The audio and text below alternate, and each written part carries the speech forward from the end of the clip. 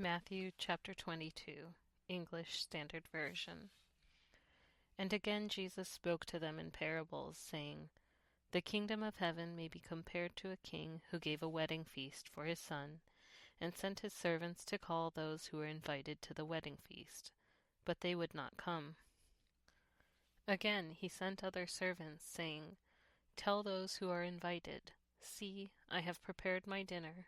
My oxen and my fat calves have been slaughtered, and everything is ready. Come to the wedding feast. But they paid no attention and went off, one to his farm, another to his business, while the rest seized his servants, treating them shamefully, and killed them. The king was angry, and he sent his troops and destroyed those murderers and burned their city. Then he said to his servants, The wedding feast is ready, but those invited were not worthy. Go therefore to the main roads, and invite to the wedding feast as many as you can find. And those servants went out into the roads and gathered all whom they found, both bad and good. So the wedding hall was filled with guests.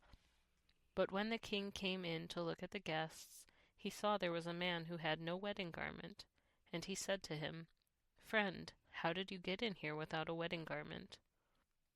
And he was speechless. Then the king said to the attendants, Bind him hand and foot, and cast him into the outer darkness. In that place there will be weeping and gnashing of teeth. For many are called, but few are chosen. Then the Pharisees went and plotted how to entangle him in his words. And they sent their disciples to him, along with the Herodians, saying, Teacher, we know that you are true and teach the way of God truthfully, and you do not care about anyone's opinion, for you are not swayed by appearances. Tell us then what you think. Is it lawful to pay taxes to Caesar or not? But Jesus, aware of their malice, said, Why put me to the test, you hypocrites? Show me the coin for the tax. And they brought him a denarius, and Jesus said to them, Whose likeness and inscription is this? They said, Caesar's. Then he said to them, Therefore render to Caesar the things that are Caesar's, and to God the things that are God's. When they heard it, they marveled, and they left him and went away. The same day Sadducees came to him, who say that there is no resurrection, and they asked him a question, saying, Teacher, Moses said, If a man dies having no children, his brother must marry the widow and raise up offspring for his brother. Now there were 7 brothers among us. The first married and died, and having no offspring left his wife to his brother. So too the second and the third, down to the 7th. After them all the women died. In the resurrection, therefore, of the 7, whose wife will she be? For they all had her.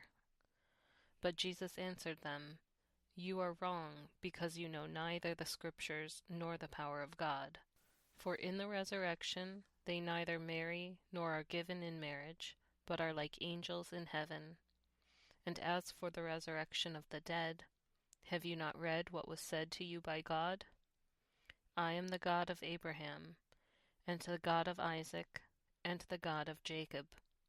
He is not God of the dead, but of the living. And when the crowd heard it, they were astonished at his teaching. But when the Pharisees heard that he had silenced the Sadducees, they gathered together. And one of them, a lawyer, asked him a question to test him. Teacher, which is the great commandment in the law? And he said to them, You shall love the Lord your God with all your heart, and with all your soul, and with all your mind.